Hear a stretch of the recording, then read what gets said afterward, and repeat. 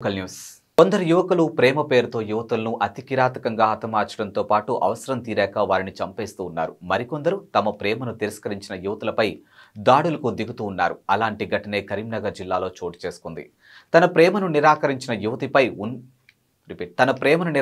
యువతిపై ఓ ప్రేమోన్మాది బ్లేడ్తో దాడి చేశాడు.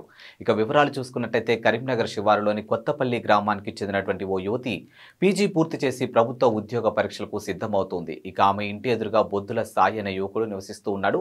అయితే ఎదురుగా ఉన్న యువతిని ఇష్టపడిన సాయి కొన్నాళ్లుగా ప్రేమ పేరుతో వెంటపడుతూ ఉన్నారు. ఇక ఇలాంటివి తనకు ఇష్టం లేదని యువతి ఎంత చెప్పినా వినకుండా ప్రేమను అంగీకరించాలని వెంటపడేవాడు. అయితే 4 ఏళ్లుగా సాయి వేధింపులు భరిస్తున్న యువతి ఇక భరించలేకపోయింది. విషయం తల్లిదండ్రులకు చెప్పడంతో వారు గ్రామ పెద్దల సమక్షంలో పంచాయతీ నిర్వహించారు. అందరూ మందలించడంతో ఇకపై యువతిని వెంబడించబోనని సాయి ఒప్పుకున్నాడు. కానీ అతడిలో ఎలాంటి మార్పు రాకపోవడంతో పంచాయతీ జరిగిన యువతిపై వేధింపులు ఆగలేదు. ఇక ఇన్నాళ్ళు ఆ యువతి పట్టించుకోకపోవడంతో సాయి ఉన్మోదిగాను మారిపోయాడు. మా అమ్మ వాళ్ళు ఇదివరకే 3-4 సంవత్సరాల కింద కేసు పెడతామని చెప్పారు. కేసు పెడతాం అప్పుడు చంపుతా అని అన్నాడు. అప్పుడు కేసు పెడతా అంటే వాళ్ళ ఇంట్లో అందరు వచ్చి బతిలాడిరు కేసు వద్దు పని చెంబడబడేదని. మళ్ళీ ఇక మేము వాళ్ళ సందనాలు ఉన్నాం తెలియకుండా సడన్గా వచ్చిండు. ఇంట్లో వచ్చి కత్తి పట్టి కట్ చేసిండు. ఎవరమ్మా ఎవరాలు? నీ పేరు ఏంటారా? మా పేరు ఏంటి?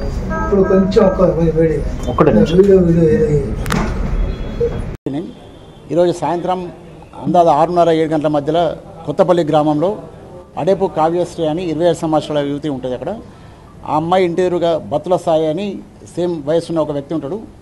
వాళ్ళిద్దరూ ఒకే కమ్యూనిటీకి చెందినవారు. ఈ అమ్మాయి ఎంఎస్సీ కంప్లీట్ చేసుకొని ప్రస్తుతం ఊళ్ళోనే ఉంటుంది. ఈమె ఉద్యోగ ప్రయత్నాలు చేస్తుంది. ఈ అబ్బాయి ఎప్పటి నుంచో 3-4 నుంచి అమ్మాయిని ప్రేమిస్తున్నాను పెళ్లి చేసుకుంటాను అని చెప్పి అమ్మాయి వెంటబడుతుండు. ఇది ఇలా నడుస్తున్న క్రమంలో వాళ్ళు వద్దని చెప్పిండ్రు. ఒక 3-4 ఇయర్స్ బ్యాక్ పంచాయతీలు కూడా జరిగినాయి వాళ్ళ కమ్యూనిటీ మధ్యలో.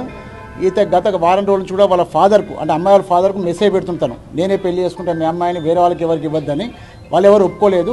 ఈ క్రమంలోనే ఈ అమ్మాయి ఒంటరిగా ఉన్న చూసి సాయంత్రం వాళ్ళ ఇంటికి వచ్చి ఆమెను అడిగితే ఆమె ఒప్పుకోనందున ఆ కత్తితో నా మెడ మీద దాడి చేసిండు. మెడకు 2 వైపులా గాయాలైనాయి. చేయి అడ్డం పెడితే చేతి వేలు కూడా కొత్తగినాయి. డాక్టర్తో కూడా మాట్లాడడం జరిగింది. డాక్టర్ వాళ్ళు టెస్ట్ అని చేసినట్టు చెప్తా ఉంటున్నారు. ఇప్పుడు అబ్జర్వేషన్లు పెట్టారు. అమ్మాయిని ట్రీట్మెంట్ కొనసాగుతుంది. నేరస్తుడు పరారులో ఉన్నాడు. ఆయన కోసం కూడా బృందాలు నియమించడం జరిగింది. దీంట్లో అటెంప్ట్ మర్డర్ కింద కేసు రిజిస్టర్ చేసి విచారణ కొనసాగిస్తారు. ఓకేనా? కొత్తపల్లి గ్రామంలో 6:30-7 గంటల ప్రాంతంలో ఒక యువతి మీద బొద్దుల సాయి అని ఒక ప్రేమోన్మాది అమానుషంగా కత్తితో దాడి చేయడంతో ఆమెకు మెడ మీద మరియు చేతుల మీద తీవ్ర గాయాలయ్యాయి. ఆమెను కరీంనగర్ హాస్పిటల్ నుంచి ఆమె చికిత్స పొందుతుంది. ఆమె ప్రస్తుతం ప్రాణాపాయ పరిస్థితి ఏం లేదు. ఆమె ఆరోగ్యం నిలకడగా ఉంది. అది బొద్దుల సాయి అనే వ్యక్తి ఈ అమ్మాయితో ఏంటంటే గత 3-4 సంవత్సరాలుగా ప్రేమిస్తున్నాను నిన్నే పెళ్లి చేసుకుంటా అని చెప్పి వెంటపడడం జరిగింది. ఈ అమ్మాయి ఏంటంటే ఎప్పుడు పోలీసుకి ఎవరు చెప్పలేదు. అమ్మాయి వాళ్ళ తల్లిదండ్రులకు చెప్పింది. వాళ్ళ తల్లిదండ్రులకు తెలిసింది. పెద్ద మనుషుల పంచాయతీ జరిగింది 1-2 సార్లు. ఆ పంచాయతీలో ఈ అమ్మాయి దొరికిపోద్దని చెప్పి తీర్మానం చేసిండు. బట్ ఈ అబ్బాయి మాత్రం మానలేదు. ఈ కంటిన్యూగా ఆమెను హరాస్మెంట్ చేయడం జరిగింది. నిన్న కూడా సాయంత్రం అమ్మాయి ఇంట్లో ఉన్న సమయంలో ఎదురుగా ఉండే ఈ అబ్బాయి బొద్దుల సాయి అనే వ్యక్తి ఏంటంటే అమ్మాయి దగ్గరికి వెళ్ళి ఘర్షణ పడ్డాడు. ఆమె పెళ్లి చేసుకోవాలని ఒప్పుకోవడంతో ఆల్రెడీ పథకం ప్రకారం తెచ్చుకున్న కత్తితోని ఆమె మీద దాడి చేయడంతో ఆమె మెడ మీద మరియు చేతుల మీద తీవ్ర గాయాలయ్యాయి. ఆమెకు ప్రస్తుతం ఆరోగ్యం ప్రాబ్లం ఏం లేదు. అయితే ఈ ఉదయం బొద్దుల సాయిని కరీంనగర్ మంచిర్యాల చౌరస్తా అదుపులోకి తీసుకోవడం జరిగింది. అతన్ని విచారిస్తున్నాం. తర్వాత అతన్ని న్యాయస్థానం ముందు హాజరుపరుస్తాం.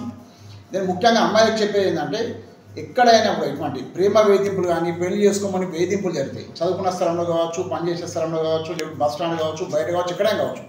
మీకు ఎప్పుడైనా వచ్చినప్పుడు మీరు ఇమ్మీడియట్గా పోలీస్ దృష్టికి తీసుకొస్తే మేము కౌన్సిలింగ్ చేయడం కానీ లేకుంటే కేసు పెట్టడం కానీ దానికి అనుగుణంగా మేము చర్యలు తీసుకుంటే ఇటువంటి నిరోధించవచ్చు.